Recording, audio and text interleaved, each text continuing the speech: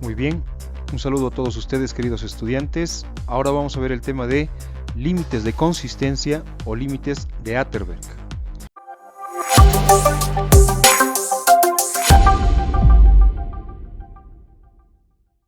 La pasada clase habíamos visto el tema de granulometría y decíamos que esto aplica principalmente a suelos de grano grueso, suelos gruesos, gravas y arenas. Y esto es justamente porque los suelos gruesos, el comportamiento está relacionado directamente con las fuerzas gravitacionales, es decir, con el peso de las partículas y por tanto con su tamaño. Justamente eso es la granulometría. Pero también tenemos suelos finos, limos y arcillas. Y en este caso decíamos que para definir su comportamiento necesitamos conocer sus características de plasticidad. Y justamente es acá donde entra el señor Albert Atterberg, debido a esto se llaman límites de Atterberg, que ha establecido que los límites de consistencia que él ha planteado están directamente relacionados con las propiedades del suelo fino y por tanto con las características de plasticidad. Pero, ¿a qué se refieren los límites de consistencia? Básicamente nos refiere a cómo se comporta el suelo ante la presencia del agua. Si nosotros vemos acá en este gráfico, en el eje X tenemos el contenido de humedad. Recordamos, el contenido de humedad se definía como el peso del agua respecto al peso de la parte sólida. Por otra parte tenemos en el eje Y el volumen del suelo, entendiendo como volumen del suelo al volumen de aire, volumen de agua y volumen de la parte sólida. Entonces, ¿cómo funciona esto? ¿Cómo funciona el suelo fino? Hablamos de suelo fino ante la presencia de agua. Si nosotros comenzamos en esta parte, es decir, con un contenido de agua igual a 0, observamos que tenemos un volumen. Y si nosotros comenzamos a aumentar la cantidad de agua, observen, aumentamos la cantidad de agua, el volumen del suelo no ha cambiado. ¿A qué se debe esto? Si nosotros así, acá, hacemos un gráfico muy rápidamente del suelo, en una primera instancia nos vamos a encontrar con que cuando no existe ninguna partícula de agua, es decir, no hay contenido de humedad, es 0, el suelo está compuesto por partículas sólidas y aire. Conforme nosotros aumentamos la cantidad de agua, por supuesto, el agua se va a colocar entre los espacios vacíos de las partículas, ¿ya? Pero si nosotros continuamos aumentando la cantidad de agua, va a llegar un punto en el cual toda esa cantidad de agua va a tender a separar a las partículas sólidas. Por lo tanto, el volumen va a comenzar a aumentar. ¿Ya? Entonces de eso se trata. ¿Qué es lo que sucede? Ante la presencia del agua, ¿qué es lo que sucede? El volumen del sólido, del suelo comienza a aumentar, ¿ya? Pero eso tiene que ver también directamente, decíamos, con la consistencia. De acuerdo a qué cantidad de agua existe en el suelo, va a tener una diferente consistencia, llámese consistencia sólida, semisólida, plástica o líquida. Bueno, esto es más fácil de entender viendo cómo es el suelo con diferentes contenidos de agua. Vamos a ver este primer video en el cual ustedes pueden ver este suelo, que es naturalmente una arcilla, ¿ya? Está totalmente seca, bueno, tiene una muy baja cantidad de agua, diremos, y su comportamiento, como se puede ver, es como la de un sólido, ¿ya? Es dura y a la vez frágil, ¿no? Lo principalmente que vemos es que se comporta como un sólido porque no tiene agua. ¿Qué es lo que sucede? Si nosotros vamos aumentando la cantidad de agua, el contenido de humedad, la consistencia del suelo va modificándose. Vamos a ver esto, ¿no? Si nosotros aumentamos la cantidad de agua en el suelo, esta tiende a tener un comportamiento distinto. Ya no es un sólido, acá si se fijan, ya se comporta como un semisólido. Se puede disgregar de manera más sencilla, ¿ya? Y esto todavía va cambiando más. Si nosotros incrementamos la cantidad de agua, el contenido de humedad, ¿qué es lo que sucede a continuación? Aumentamos aún más la cantidad de agua y en determinado punto el suelo tiende a comportarse como un plástico y si es demasiada agua, incluso como un líquido. Eso es lo que sucede. A eso nos referimos con consistencia sólida, semisólida, plástica y líquida, dependiendo al contenido de agua que tenga el suelo. Pero, ¿qué es lo que ha definido Atterberg? Ha definido determinados contenidos de humedad. Recordaremos, básicamente los límites son contenidos de humedad. Esos son los límites de Atterberg. Lo primero, contenidos de humedad. Entonces vamos por partes. En principio tenemos el límite de contracción. ¿Qué es el límite de contracción? Un contenido de humedad para el cual o por debajo del cual el volumen del suelo es constante, ¿ya? Luego tenemos más adelante el límite plástico. ¿Qué es el límite plástico? Nuevamente es un contenido de humedad, pero en este caso, ¿qué define? Que el suelo pasa de una consistencia semisólida a una consistencia plástica. Luego aumentamos el contenido de humedad y llegamos a un punto donde conocemos el límite líquido. ¿Qué es el límite líquido? Otra vez, un contenido de humedad para el cual el suelo pasa de una consistencia plástica a una consistencia líquida. Básicamente esos son los límites. Pero ahora nos toca entender cómo determinamos esto en laboratorio. En suelos, ¿cómo sabemos cuál es el límite de contracción, límite plástico y límite líquido? Les adelanto que en general, a efectos de la ingeniería civil, nos interesa más conocer el límite plástico y el límite líquido, ¿ya? Entonces acá tenemos un resumen de lo que ya habíamos comentado. El límite de contracción, pues recalcamos esto, primero que todo, es un contenido de humedad, ¿ya? Y acá dice por debajo el cual el volumen del suelo es constante. 1. El límite plástico, nuevamente, sigue siendo o seguimos hablando de un contenido de humedad en el cual el suelo pasa de un estado semiplástico a un estado plástico. El límite líquido, seguimos hablando de un contenido de humedad para el cual el suelo deja de ser plástico y pasa a un estado líquido. Y finalmente definimos un cuarto término que es el índice de plasticidad. Dice, es la diferencia entre límite líquido y límite plástico. Entonces el índice de plasticidad se simboliza de esa forma y dice que es el límite líquido menos el límite plástico. Básicamente, ¿qué es el índice de plasticidad? Es el tramo que existe, o es la diferencia que existe entre límite líquido y límite plástico. Eso es básicamente el índice de plasticidad. Límite líquido menos límite plástico. Pero avanzamos.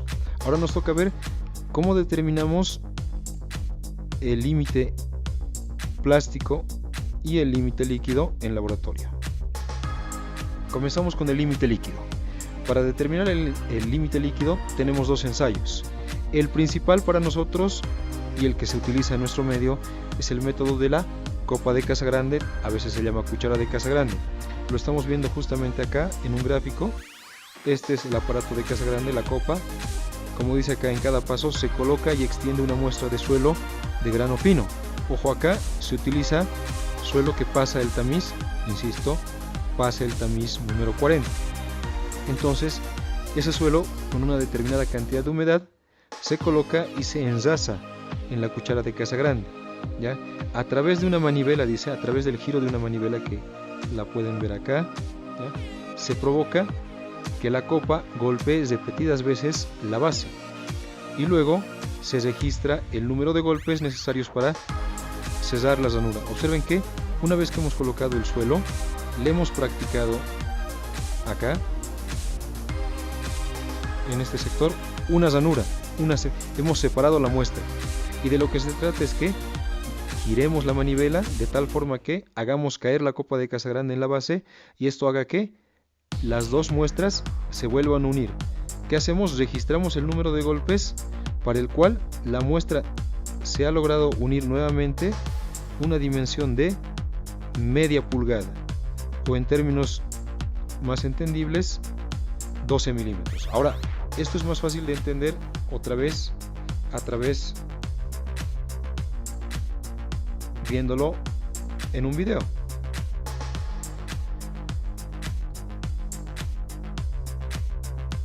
Entonces observen, acá tenemos una muestra de suelo fino, húmeda, y la colocamos en la cuchara de Casagrande, en la copa de Casagrande, ¿ya? Entonces tiene una cantidad de humedad que después la vamos a medir, ¿ya? Hay que enrasar esta muestra de suelo húmedo en la cuchara de Casagrande. Aproximadamente el espesor a la mitad de la cuchara tiene que ser del orden de 1 centímetro, ¿ya? La cuestión es que nosotros la enrasemos de manera adecuada con las herramientas que tenemos en el laboratorio. Una vez que hacemos esto, lo que hacemos es, a través de un ranurador, ¿ya?, que lo estamos viendo en este momento, vamos a separar la muestra en dos. Vamos a crear aquí un canal. Generamos un canal, ¿ya? Generamos un canal en las dos muestras separando estas dos. Tenemos que hacerlo de manera cuidadosa, de manera tal que se pueda ver totalmente la separación en la muestra. Observen, la muestra se ha separado totalmente con el ranurador. ¿Qué es lo que sucede ahora? Vamos a tratar de volver a unir la muestra, ¿ya?, en una dimensión de media pulgada a través de esta manivela. Ahora vuelvo atrás. Quiero que estén atentos acá y vean cuántos golpes utilizamos para llegar a que se junte en la muestra media pulgada. Nuevamente vemos con la manivela.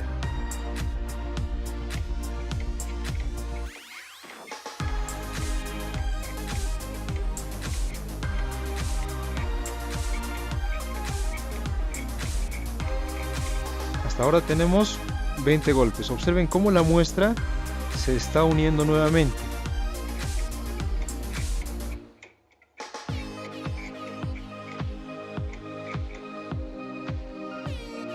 Observen, acá la muestra se ha vuelto a unir y recuerden, esta unión tiene que ser del orden de media pulgada, 12 milímetros. Una vez que hemos llegado a eso, esa es la cantidad de golpes que nosotros necesitamos, ¿ya? Y por tanto, esa es la cantidad de golpes que nosotros vamos a registrar en nuestra planilla de laboratorio. Observen, hemos utilizado, lo vuelvo a colocar acá, 30 golpes, pero vean cómo se han hecho ensayos anteriores donde la cantidad necesaria para cerrar el canal ha sido de 33, 28 y para el ensayo que acabamos de ver, 30 golpes. Eso es básicamente el ensayo de Casagrande, de realizar varias veces un ensayo con diferentes contenidos de agua y obtenemos diferentes números de golpes. ¿Qué hacemos con esta información? Pues básicamente la llevamos a un gráfico, ¿ya? Un gráfico en el cual en el eje X tenemos el número de golpes que hemos obtenido en laboratorio y en el eje Y el contenido de agua, es decir, cada muestra que hemos obtenido, cada muestra, voy a volver brevemente al video, ¿ya? Esta muestra que hemos ensayado y que sabemos el número de golpes, tomamos una porción de esta muestra, aproximadamente un tercio de esto, y la llevamos al horno de manera de determinar el contenido de humedad que tiene. Entonces, para cada muestra tenemos que saber el número de golpes y el contenido de humedad. Con esta información realizamos este gráfico. Observen que yo tengo acá 1, 2 y 3 ensayos con diferentes números de golpes. ¿Qué puedo hacer con esta información? Observen atentamente, este gráfico es semilogarítmico, donde en X el número de golpes está en escala logarítmica, mientras que el contenido de humedad es una escala convencional, ¿ya? Por eso es un gráfico semilogarítmico. Y justamente por eso también el gráfico que vamos a realizar es una curva de flujo, porque en realidad lo que estamos graficando es una curva, pero vamos, que teniendo estos 3 puntos, lo que nosotros vamos a hacer es obtener lo que es la curva de flujo. Esta es la curva de flujo, ¿ya? Que en un gráfico semilogarítmico es una recta que tiene la ecuación que ustedes ya conocen, ¿ya? Y de lo que se trata esto es de determinar estos valores, ¿ya? Donde X obviamente es el número de golpes, ¿ya? El número de golpes, y Y es el contenido de humedad. Y ahora Atterberg ha definido que el límite líquido es el contenido de humedad para el cual la ranura que hemos hecho se cierra con exactamente 25 golpes. Ya, esto es convencional. ¿Qué significa? Obviamente en laboratorio no vamos a tener la suerte de que justamente obtengamos 25 golpes, pero lo podemos hacer por una regresión, en este caso una regresión logarítmica. ¿Qué significa? Que teniendo varios puntos, ojo que acá están 3, pero por normativa deberían ser al menos 4 puntos, es decir, 4 ensayos, ¿ya? Entonces, teniendo esos 4 puntos, nosotros podemos encontrar la ecuación de esta recta, ¿ya? Con la teoría que ustedes han visto en estadística, y obtener esta ecuación. Teniendo esta ecuación, podemos, conociendo A y B, reemplazamos en X, que es el número de golpes, X igual 25, esa es la definición, y obtenemos Y, que es un contenido de humedad, y justamente ese contenido de humedad, el contenido de humedad para 25 golpes es nuestro límite líquido. De eso se trata el ensayo: obtener muestras, números de golpes y contenidos de humedad. Con eso obtener la ecuación de una recta, y reemplazamos en esta ecuación X igual 25, porque esa es la definición del límite líquido. Es el contenido de humedad para el cual la ranura se cierra con exactamente 25 golpes. Ahora tenemos una opción, y esto, ojo, no se realiza, es justamente solamente como referencia, como un valor meramente orientativo. Tenemos esta ecuación. Si solo contáramos con un dato del número de golpes, ya, con un dato del número de golpes, entonces, y obviamente con su contenido de humedad, a través de esta ecuación que es empírica, experimental, podríamos obtener un valor referencial del límite líquido. Pero esto es meramente referencial, no se utiliza para diseños en cálculos. Lo que siempre hacemos es determinar la curva de flujo. Continuamos. Luego tenemos el límite plástico. Esto es mucho más sencillo. Para obtener el límite plástico, lo que hacemos es elaborar rollitos de suelo, tubos, cilindros de suelo de un diámetro aproximado de 1/8 de pulgada o 3 milímetros para nosotros. ¿De qué se trata? Tenemos una muestra de suelo fino, otra vez utilizamos material que pase el tamiz 40, ¿ya? Material que pase el tamiz 40, lo mezclamos con una cantidad de agua y comenzamos a generar pequeños tubitos pequeños cilindros de 1/8 de pulgada. Entonces, ¿de qué se trata? Nuestro límite plástico va a ser aquel estado en el cual estos rollitos que formemos comiencen a presentar fisuras, ¿ya? Entonces, eso ya dependerá mucho de la habilidad del laboratorista. Le secaremos la muestra o le aumentaremos agua de tal forma de buscar que, al formar cilindros cuyo diámetro es 3 milímetros, comiencen a aparecer fisuras. Una vez que tengamos esa situación, determinamos el contenido de humedad de la muestra, y ese es el límite plástico. Nuevamente, verlo en un video es mucho más sencillo. Entonces acá vamos a ver muy rápidamente de qué se trata el límite plástico.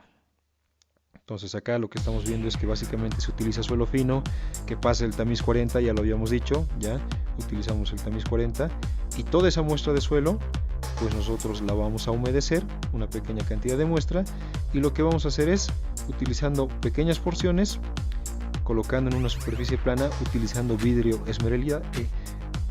esmerilado, nosotros comenzamos a formar cilindros, pequeños tubos con la palma de la mano. Ojo, no utilicen los dedos, utilicen la palma de la mano, y comenzamos a formar pequeños cilindros, decíamos, de 3 milímetros de diámetro, ¿ya? Y una vez que comencemos a ver que existen fisuras en estos cilindros, pues agarramos la muestra y vamos a determinar su contenido de humedad. Básicamente hacemos 3 ensayos de este tipo, y sacando el promedio de todas las muestras, ese va a ser nuestro límite plástico. ¿Qué quiere decir? Esta muestra, cuando empieza a aparecer fisuras, sacamos el contenido de humedad, eso será de una muestra, hacemos 2, hacemos 3 ensayos y sacamos de esto el promedio, y ese valor promedio de contenido de humedad para el cual estos cilindros comienzan a presentar fisuras es básicamente nuestro límite plástico. y ya tenemos los dos valores que queríamos. Ahora bien, ¿para qué nos sirve esto? Siempre decíamos, debemos entender para qué nos sirve. Entonces acá tenemos una primera utilidad, la carta de plasticidad.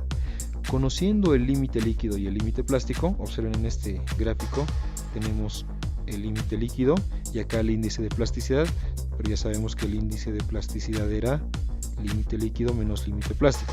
Entonces, conociendo estos dos valores, podemos utilizar esta carta de plasticidad que ha generado el ingeniero Casagrande, Artur Casagrande. ¿Qué nos permite este gráfico? Pues nos permite determinar cómo se comporta el suelo o qué tipo de suelo es. Observen que dependiendo en qué zona estemos, podemos estar hablando de que estamos con con limos y arcillas de plasticidad alta, plasticidad media o baja, y eso dependerá de cuál es el valor del límite líquido. Observen que, por ejemplo, podríamos tener un valor de 60 y un índice de plasticidad de 20, ¿ya? Lo cual nos diría que estaríamos en este sector, y eso nos dice que estamos ante la presencia de limos inorgánicos de alta compresibilidad y arcillas orgánicas. Esa información nos da, ¿ya? Acá voy a hacer un alto porque también vale la pena entender este gráfico. Ojo que todos los suelos con los cuales nosotros trabajamos siempre deberían estar por debajo de esta línea, denominada línea U, que es el límite superior. Todos los suelos conocidos deberían encontrarse por debajo de esta línea. Es decir, acá no existe ningún suelo. En todo este sector de acá no existe ningún suelo. Todos los suelos con los que trabajamos siempre deberían estar por debajo de la línea U. Continuamos. Ahora bien, vale la pena un poco recordar que la pasada clase hablábamos de el ensayo de el hidrómetro. Con el ensayo del hidrómetro, ¿qué podíamos determinar? El tamaño de las partículas de grano fino. Decíamos que podíamos determinar el tamaño del suelo fino a través del ensayo del hidrómetro, pero también decíamos que más nos interesa el tema de la plasticidad. Entonces estamos hablando de dos ensayos, ¿ya? Tenemos dos ensayos que nos permiten determinar características del suelo fino, pero entendamos que hay una diferencia. Los límites de consistencia o límites de Atterberg nos sirven para determinar el comportamiento, que está ligado, ya saben, con la plasticidad, a no confundir con el ensayo del hidrómetro, que nos determina el tamaño de las partículas y por tanto la composición de las mismas, ¿ya? Entonces diferenciamos. Si bien ambos ensayos se aplican a suelos finos, los límites nos permiten determinar el comportamiento del suelo fino, y el ensayo del hidrómetro la composición, el tamaño de las partículas. Luego, continuamos. Además de esto, los límites de consistencia nos permiten determinar lo que conocemos como el índice de liquidez. ¿Para qué nos sirve esto?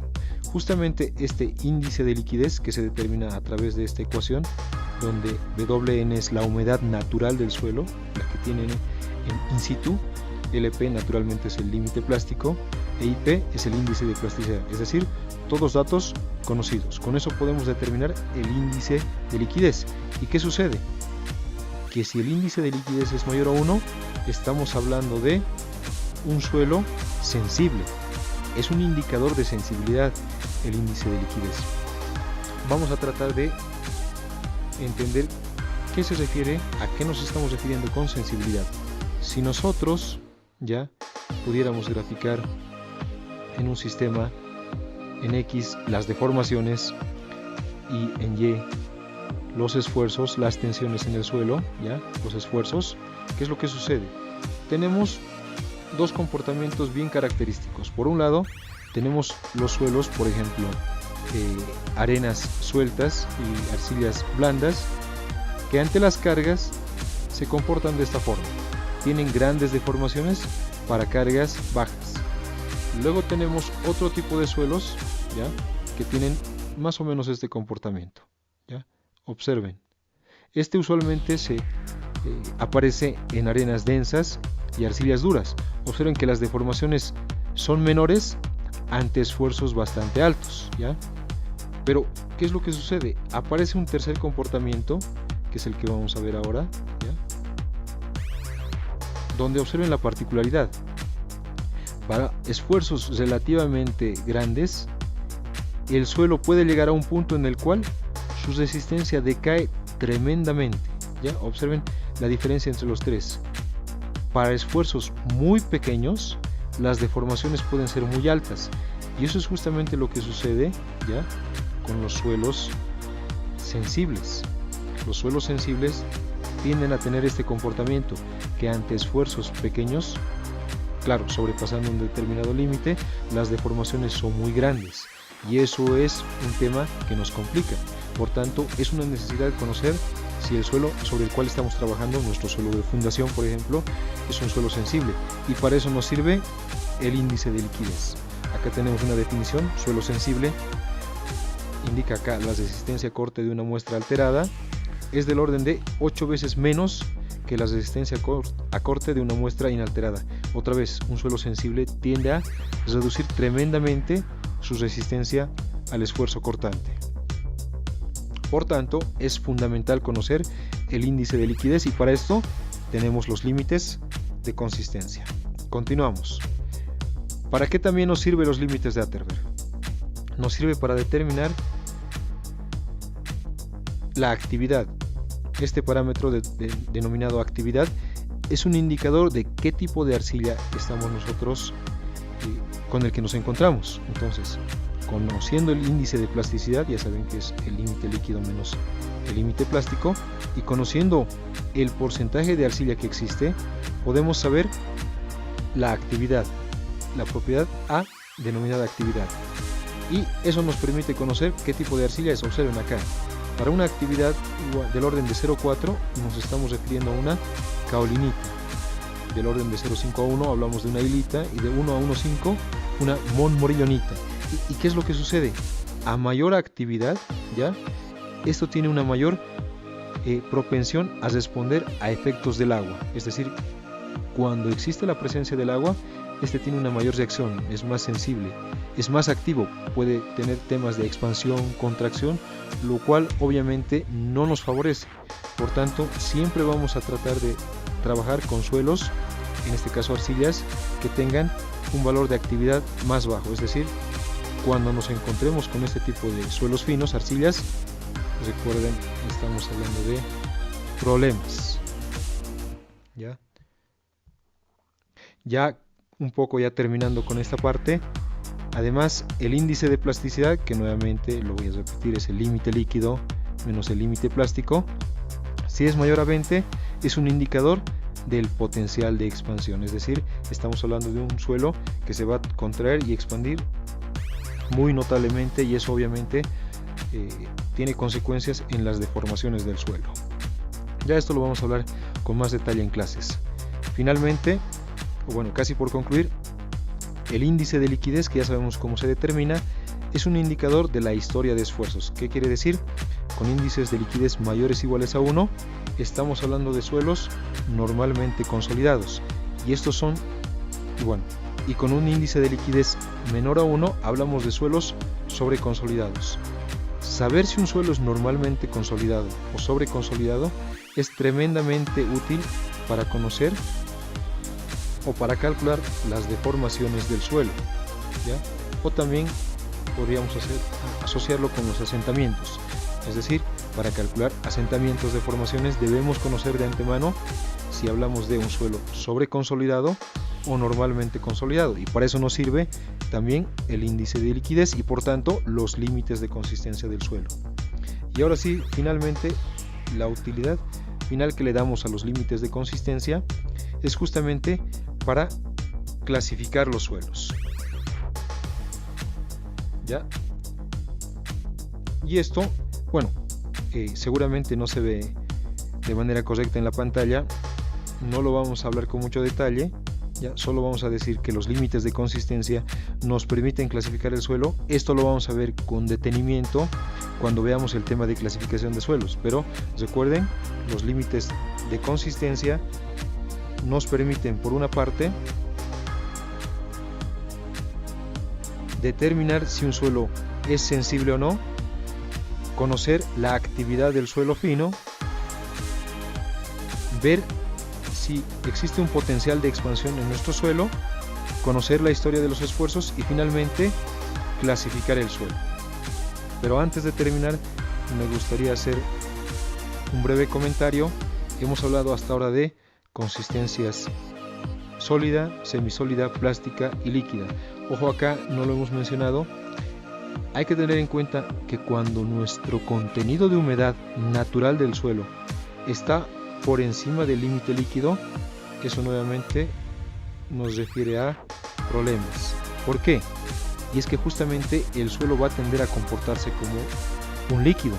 Cuando hemos visto el ensayo de Casagrande, veíamos que el suelo no tenía aparentemente un comportamiento líquido, pero eso sucede porque lo estamos viendo en una muestra pequeña. ¿Qué sucede cuando el suelo tiene un contenido de humedad mayor al límite líquido? Se comporta como líquido. Veamos eso en un ejemplo real. ¿Cómo se comporta realmente el suelo cuando el contenido de humedad es mayor al límite líquido? Como lo que se ve en pantalla. Se comporta como un líquido, ¿ya? Y eso a simple vista se puede notar que nos va a traer problemas, ¿ya? Nuevamente vemos acá, este es un suelo en el cual el contenido de humedad natural es mayor al límite líquido, por tanto se comporta como un líquido, y eso naturalmente nos va a traer consecuencias que no queremos.